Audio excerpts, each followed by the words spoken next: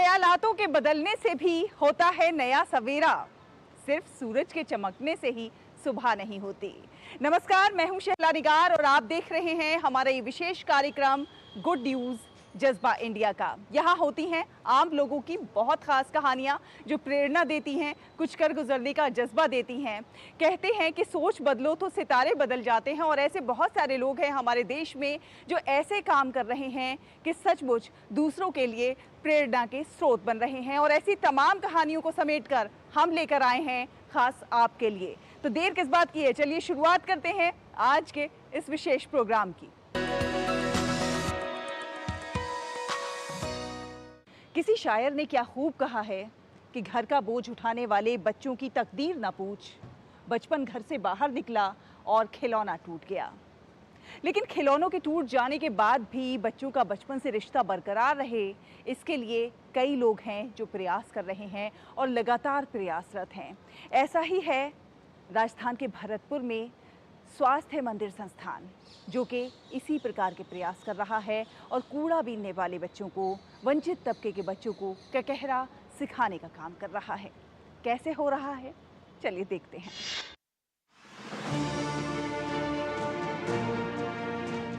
कहते हैं कि जिनका कोई नहीं होता उनका खुदा होता है, और इस कहावत को चरितार्थ कर रहा है राजस्थान के भरतपुर का स्वास्थ्य मंदिर संस्थान, जो पिछले 3 वर्षों से कचरा बीनने वाले बच्चों को पढ़ाकर नवजीवन पथ पर आगे बढ़ाने का प्रयास कर रहे हैं।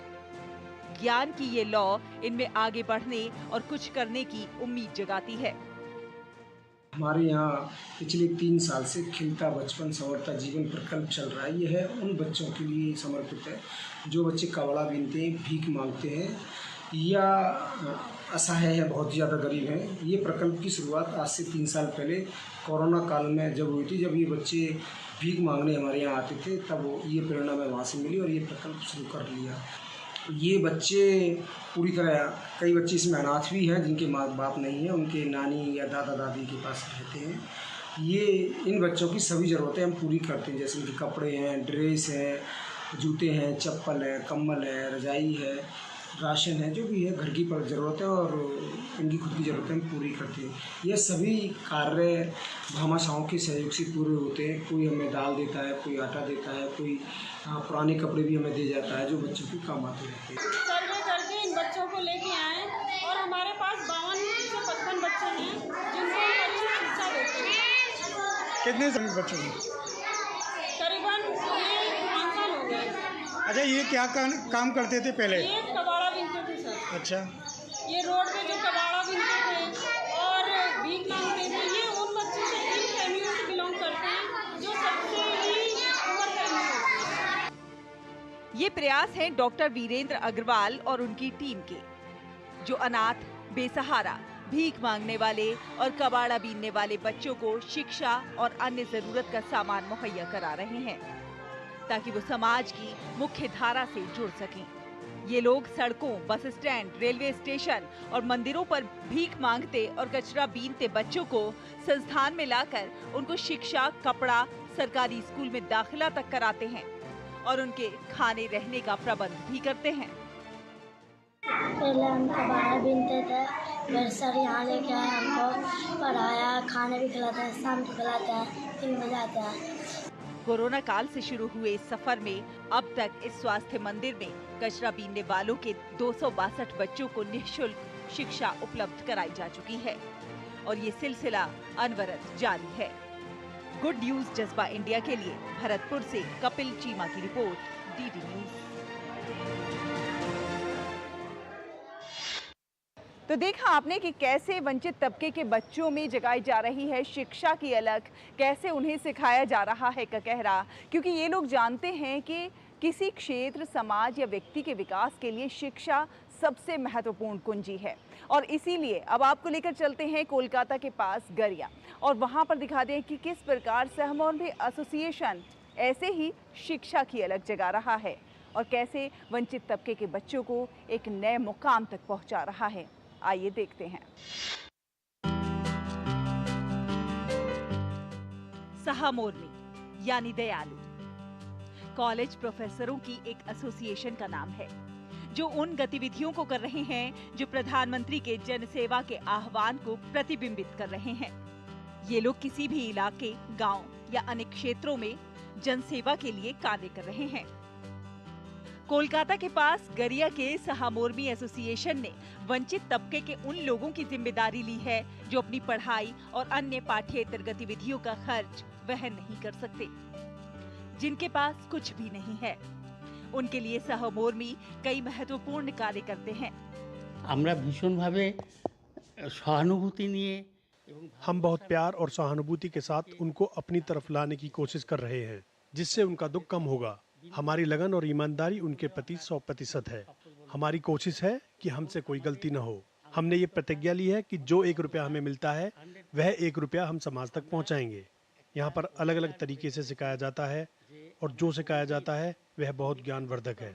यहाँ पर सिलाई, नृत्य, संगीत, कंप्यूटर इत्यादि सब कुछ फ्री सिखाया जाता है। हम भोजन भी उपलब्ध कराते हैं। ये लोग जानते हैं कि शिक्षित समाज ही किसी क्षेत्र की खुशहाली का माध्यम बन सकता है और इसलिए ये लोग अपने अनुभव और ज्ञान को नई पीढ़ी तक पहुंचाने का प्रयास कर रहे हैं। यहाँ न केवल किताबी शिक्षा दी जा रही है, बल्कि डिजिटल प्रणाली अपनाकर नए दौर और तकनीक से अवगत भी कराया जा रहा है। इतना ही नहीं, इन बच्चों को कौशल विकास प्रशिक्षण भी दिया जा रहा है। सहामोर्मी के इन सदस्यों ने पिछले 1.5 दशक में एक कुशल प्रणाली को अपनाकर सेवा की एक नई परिभाषा लिखी है। गुड न्यूज जज्बा इंडिया के लिए कोलकाता से bureau report, DD news.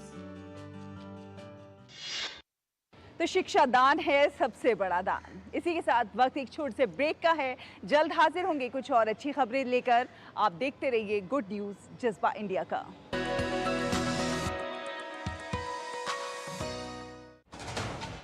Kashmir से कन्याकुमारी तक, कच्छ से कामाख्या तक, राज्यों की राजधानियों से प्रदेशों के कोने कोने तक होगी हर राज्य के हर हिस्से की पूरी खबर। देखिए भारत एट 7 खबर राज्यों की डीडी न्यूज पर। राजनीति की चाल से दुनिया के हाल तक, खेल के मैदान से किसान के खलियान तक, दिन भर की हर छोटी बड़ी खबर को समेटे खबर के हर किरदार को दिखाते हैं हम। डीडी न्यूज का प्राइम टाइम शो देखिए न्यूज नाइट हर रात 8 बजे।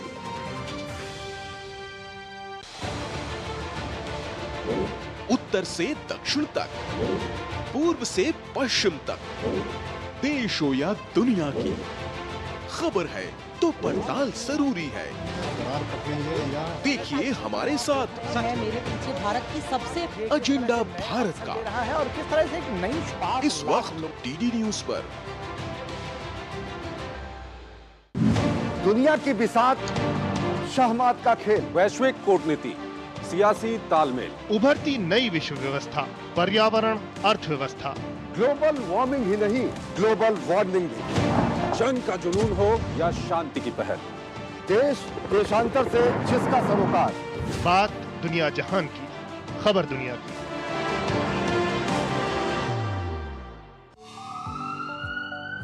स्वास्थ्य से जुड़ी महत्वपूर्ण बात, देश के प्रख्यात विशेषज्ञों के साथ कैसे हो रोग के लक्षणों की पहचान। यदि आप हैं किसी रोग से परेशान, फोन और ईमेल के माध्यम से पूछें अपना सवाल।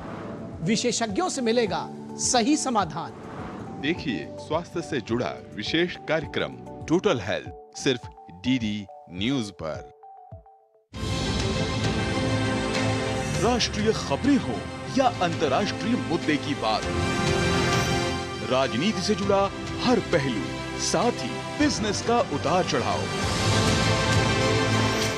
खेल जगत की अपडेट से लेकर मनोरंजन की छोटी बड़ी हलचल। देखिए मिड डे प्राइम।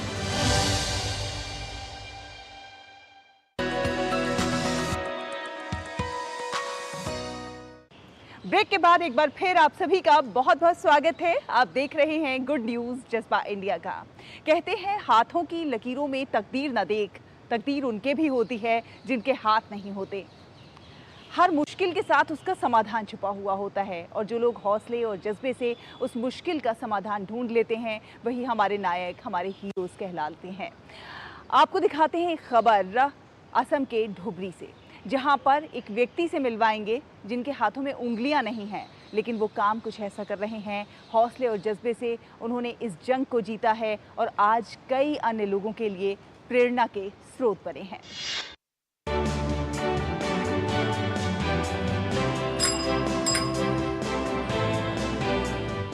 47 साल के जैल हक अली कई लोगों के लिए प्रेरणा है।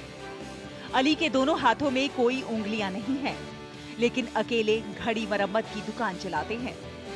जब लोग अली को घड़ियों की मरम्मत करते हुए देखते हैं तो आश्चर्यचकित हो जाते हैं, क्योंकि आमतौर पर घड़ी मरम्मत के लिए हाथ की उंगलियां होना आवश्यक है।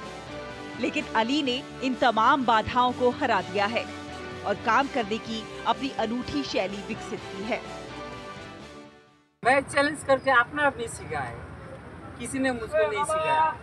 मुझको कौन सिखाएगा? हाथ ही नहीं है, सिखाएगा, अपना नहीं सीखा है। मैं तो सोचा है जब बहुत अच्छा मेकर हूँ और दूसरा आदमी जब मेरे दुकान में आता है घोड़िया महसूस करता है, घोड़ी का मेकर हूँ तो घोड़ी ठीक ही होता है। ऐसा भला आदमी है उससे से अच्छा होता है। अली असम के धुबरी जिले के झगरार पार इलाके के रहने वाले हैं। उन्होंने बचपन में 1980 के दशक में एक विस्फोट में अपने हाथों की सभी 10 उंगलियों को खो दिया था। अपनी दिव्यांगता के कारण उन्हें काम ढूंढने में काफी संघर्ष करना पड़ा, लेकिन धीरे धीरे उन्होंने घड़ियों की मरम्मत के गुर सीखना शुरू कर दिए।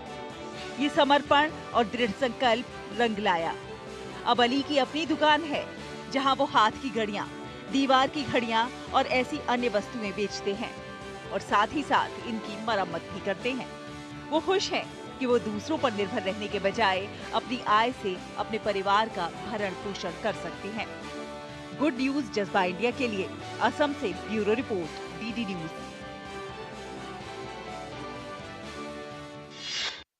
अगर इंसान कुछ करने की ठान लेता है तो कोई मुश्किल उसकी राह में रोड़ा नहीं बन सकती। अक्सर आपने लोगों को ये कहते हुए सुना होगा कि भाई इतनी ज़्यादा उम्र हो गई है, अब भला हमसे ये कहाँ हो पाएगा, वो कहाँ हो पाएगा। लेकिन ऐसा बिल्कुल नहीं है। अगर आप में जज्बा है, कुछ कर गुजरने की आपने सोच रखी है, ठान रखी है, तो उम्र तो बस एक नंबर होती है। जज्बा होना सबसे ज़्यादा ज़रूरी है। आपको ऐसे ही हौसले और जज्बे की कहानी दिखाने जा रहे हैं। आपको गुरदासपुर के एक व्यक्ति से मिलवाएंगे जो 73 वर्ष के हो चुके हैं, लेकिन जज्बा अपार है। वो अब तक 200 बार से ज़्यादा रक्तदान कर चुके हैं, अभी भी रक्तदान करते हैं और पर्यावरण संरक्षण के प्रति लोगों को जागरूक करते हैं, रक्तदान के प्रति लोगों को जागरूक बनाते हैं।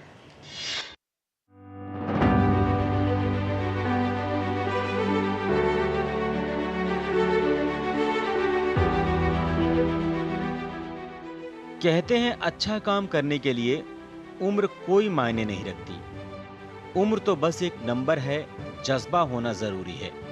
इस बात को सच साबित करके दिखाया है पंजाब के गुरदासपुर के गांव हयात नगर निवासी जसबीर सिंह ने। इन्होंने अपना पूरा जीवन लोगों के लिए समर्पित कर दिया। 73 साल के इस बुजुर्ग ने अब तक 200 से ज्यादा बार रक्तदान किया है। वो मानते हैं कि रक्तदान करने से खून पतला होता है, जो सेहत के लिए फायदेमंद है, और इसके लिए वो अक्सर मेलों और धार्मिक कार्यक्रमों में जाते हैं और वहां लोगों को रक्तदान के प्रति जागरूक भी करते हैं। इतना ही नहीं, जसबीर सिंह लोगों को मुफ्त में पौधे भी वितरण करते हैं। खूनदान जी वेखो, मैं 71 साल तो लगा ते 2014 सन च मैनू सिविल हस्पताल वाले लिख के दिता भी 176 वार, क्योंकि वो पुराने जो डॉक्टर होंगे ना खूनदान लेंदे ब्लड बैंक वाले, वो फिर दस देंगे ना आने वाले भी ये साढ़े को इन्ने चिर का खूनदान करता आ। हाँ जी, तो वो आते भी हुण ये खूनदान नहीं तुहाडे नाल, मैं फिर भी खूनदान करी जाना। हाँ जी, साल दे 4-4 5-5 वारी, जिहदा कि अंकड़ा मेरा 200 तो पार कर गया। हुण मैनूं 2 साल हो गए आ। असीं बूटे लाइए, नाले ते एक थोड़ी आमदन भी हो जाती, नाले फिर जे किसी नूं सज्जण दी लोड़ पैंदी सी मैं फ्री बूटे दिंदा रहा। दरअसल जसबीर सिंह भारत और पाकिस्तान के बंटवारे के वक्त पाकिस्तान से यहाँ आए थे और उनका परिवार हयात नगर गांव में बस गया था। उनके पिता को बागवानी का शौक था, जिससे उनमें भी पेड़ लगाने का शौक जागा। इसके बाद उन्होंने अपने घर के पिछले हिस्से में एक छोटे से क्षेत्र और खेतों में विभिन्न प्रकार के औषधीय पौधों को लगाना शुरू किया और उन्होंने इस बारे में ज्ञान भी प्राप्त करना शुरू किया। जब उन्हें पता चला कि इन पौधों से कई बीमारियां ठीक हो जाती हैं, तो उन्होंने इन पौधों को मुफ्त में बांटना शुरू किया, जिससे लोग इनसे लाभान्वित हो सकें और स्वस्थ रहें। वे मेलों और धार्मिक समारोहों में जाते हैं और इन पौधों को लोगों को देते हैं और उन्हें उनके गुणों और उपयोगों के बारे में भी बताते हैं।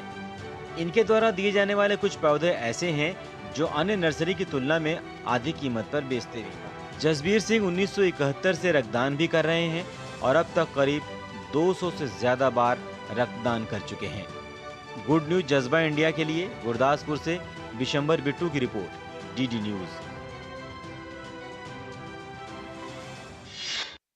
अच्छी खबरों का ये सफर अभी जारी रहेगा। यहाँ रुकेंगे एक और छोटे से ब्रेक के लिए, जल्द हाजिर होंगे। आप कहीं मत जाइए, देखते रहिए गुड न्यूज जज्बा इंडिया का।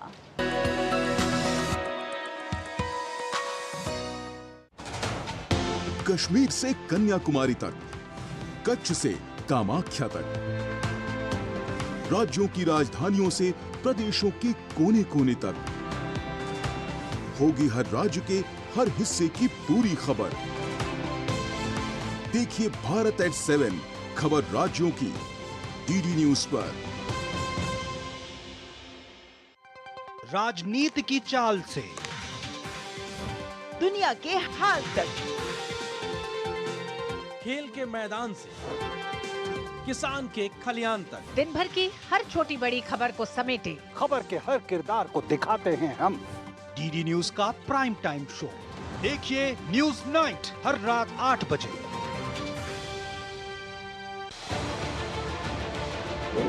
उत्तर से दक्षिण तक, पूर्व से पश्चिम तक, देश हो या दुनिया की खबर है तो पड़ताल जरूरी है। देखिए हमारे साथ है मेरे पीछे भारत की सबसे एजेंडा भारत का रहा है और किस तरह से एक नई शुरुआत इस वक्त डीडी न्यूज पर। दुनिया की बिसात, शहमात का खेल, वैश्विक कूटनीति, सियासी तालमेल, उभरती नई विश्व व्यवस्था, पर्यावरण, अर्थव्यवस्था, ग्लोबल वार्मिंग ही नहीं ग्लोबल वार्निंग भी, जंग का जुनून हो या शांति की पहल, देश देशांतर से जिसका सरोकार, बात दुनिया जहान की, खबर दुनिया की।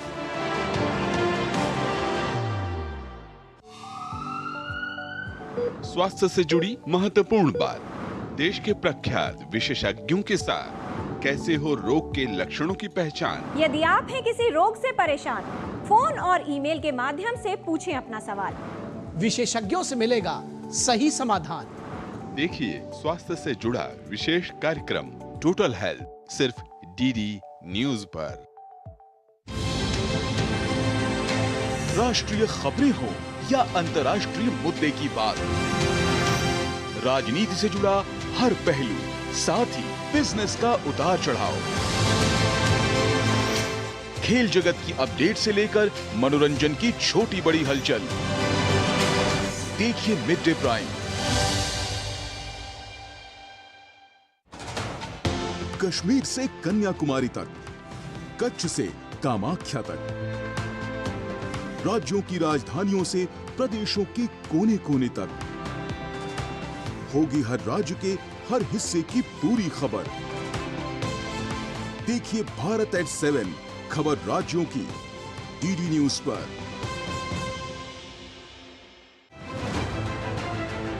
आर्थिक जगत की सुर्खियां आम आदमी के लिए क्या है मायने, शेयर बाजार और दूसरे फाइनेंशियल मार्केट्स के तमाम अपडेट्स, कारोबार जगत की बड़ी खबरों का सटीक और सरल विश्लेषण।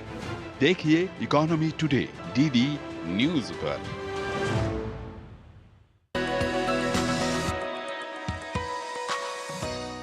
ब्रेक के बाद एक बार फिर आप सभी का बहुत बहुत स्वागत है। आप देख रहे हैं गुड न्यूज जज्बा इंडिया का।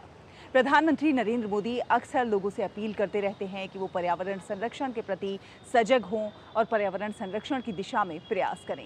तो चलिए आपको लिए चलते हैं मसूरी और दिखाते हैं जज्बा वहाँ के लोगों का कि किस प्रकार वहाँ पर पर्यावरण संरक्षण की मुहिम ने एक आंदोलन का रूप ले लिया है, किस प्रकार यहाँ के लोग सजग हैं और किस प्रकार यहाँ पर पौधारोपण हो रहा है।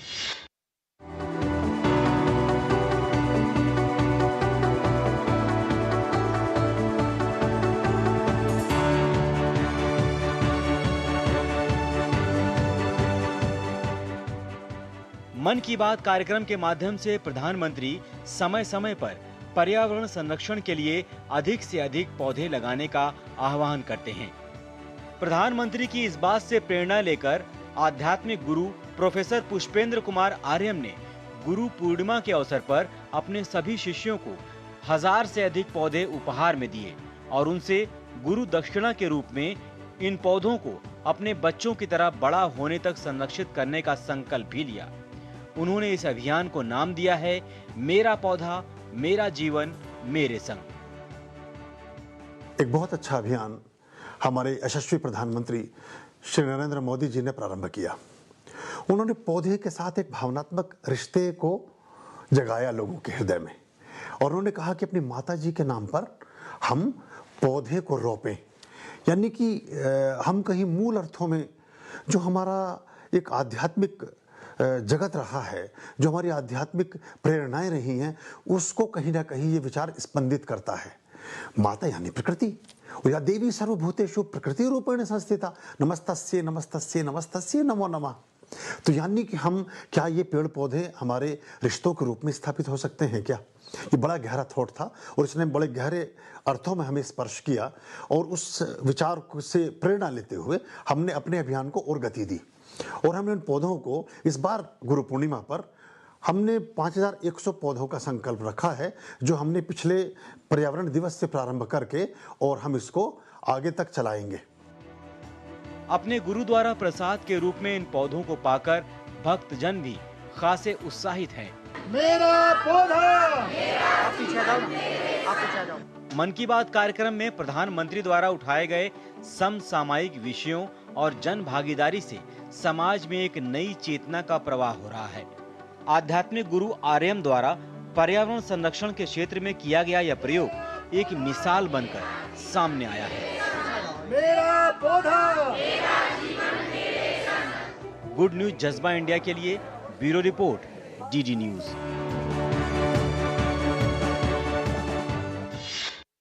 तो देखा आपने, ऐसा है हमारा भारत, ऐसे हैं हमारे भारत के लोग जो एक दूसरे की मदद के लिए हाथ आगे बढ़ाते हैं, जो सुख दुख में एक दूसरे का ख्याल रखते हैं, जो पर्यावरण संरक्षण के प्रति भी सजग हैं और बच्चों की शिक्षा के प्रति भी सजग हैं, जो चाहते हैं कि देश विकास करे, समाज विकास करे और जीवन उच्च हो, सफल हो। आपसे भी अनुरोध है कि आप भी कुछ न कुछ अच्छा करते रहिए, खास करते रहिए, देश और समाज के विकास में अपना योगदान जरूर दीजिए।